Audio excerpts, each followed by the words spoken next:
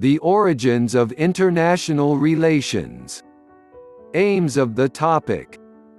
Introducing the history of international relations in the 20th century as an academic subject. IR may trace its origins as far back as the 5th century BC. It highlights IR's deep roots in Western political theory, namely in the ideas of Thomas Hobbes, John Locke, and Karl Marx. Using Hobbes, Locke and Marx's ideas to examine current issues in international relations. Let's start with the synopsis of the topic. Within the years following the First World War, international relations emerged as an academic discipline. The First World War tragedy encouraged early IR thinkers to look for ways to build a more peaceful world. Subsequent international wars, including World War II, changed the way IR thinkers view world politics and widened their interest spectrum. IR may trace its origins as far back as the 5th century BC.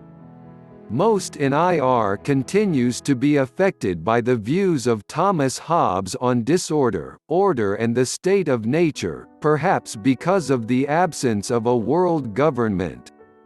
The effect John Locke has on IR stems from his belief in natural rights and his view that a social contract regulates the relationship between a person and a state.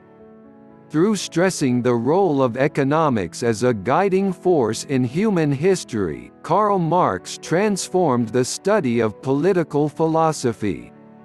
Such political philosophers' theories can be used to examine different aspects of international affairs. Next is introduction. International relations is a young discipline compared with other academic subjects, such as history and philosophy. The first dedicated university professorship was not created until 1920 at the University College of Wales. The original purpose of IR was simple: to declare a new country, free from the danger of war. After 4 years of bloodshed between 1914 and 1918, David Davis, like many others, hoped that mankind had learned its lesson and that the First World War would be the battle to end all wars. The vision Davis had not come to be. Communities, states, and regions have been bloodied and devastated again and again since 1918 by organized political violence. Understanding the causes, and potential remedies, of this violence remains one of the key goals of the IR. Indeed, the growth of IR in Western universities is directly linked to the simple and appalling fact that the world experienced 2 devastating and protracted global conflicts in the first half of the 20th century: the First World War (1914 to 1918) and the Second World War (1939 to 1945). These wars cost tens of millions of lives, brought about radical social change all over the world, enabled the emergence of new great powers and contributed to the downfall of others. The effort to make sense of these enormously destructive wars has been at the heart of IR since it first appeared in 1920 as a teaching subject. Next, we have the interwar years 1919 to 1939, the 20 Years' Crisis. If war gave birth to academic IR, it was his first mission to establish peace. When the first permanent academic post in IR was funded by David Davies, he made it clear that the position should not be used for vague theorization. Rather, it was meant to help researchers participate in critical thought that would make the world a healthier and prosperous environment. Many negotiators, politicians and academics at the time hoped that the universally agreed rules of conduct and the formation of international organizations such as the League of Nations will make war obsolete. Instead, the negotiations that put to an end the resolution of the First World War led to what E. H. Carr calls the 20-year crisis, a period of political, cultural, and social turmoil between 1919 and 1939 that spanned the interwar years. Carr argues that the 1918–1919 peace settlements contained the seeds for an even bigger conflict. In particular, he criticizes the idealistic U.S. President Woodrow Wilson, whose 14 points formed the basis of many of the treaties. E. H. Carr saw strong revisionist states such as Germany and Japan unhappy with the post-Great War status quo and worked hard to reform the international structure to their advantage.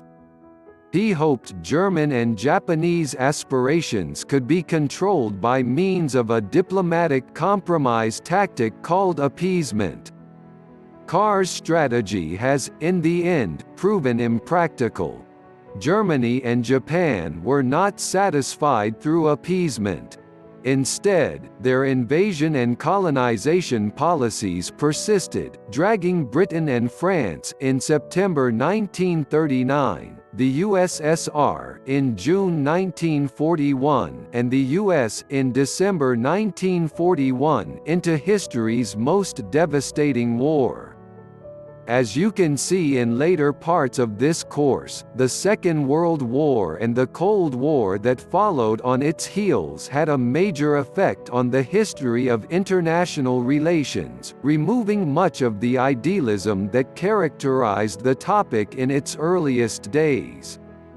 Next, international political philosophy before 1920.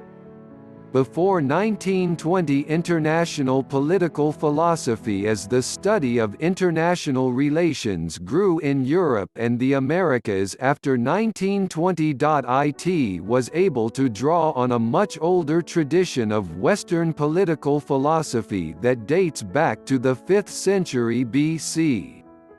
Such thinkers and authors are too many for us to represent in any one course or in one topic section. 3 authors, however, stand out and deserve particular attention: Thomas Hobbes (1588–1679), John Locke (1632–1704), and Karl Marx (1818–1883). The formal study of international relations predates the 3. However, their ideas played an important role in shaping the topic, laying the framework for many of the most significant concepts and theories of IR.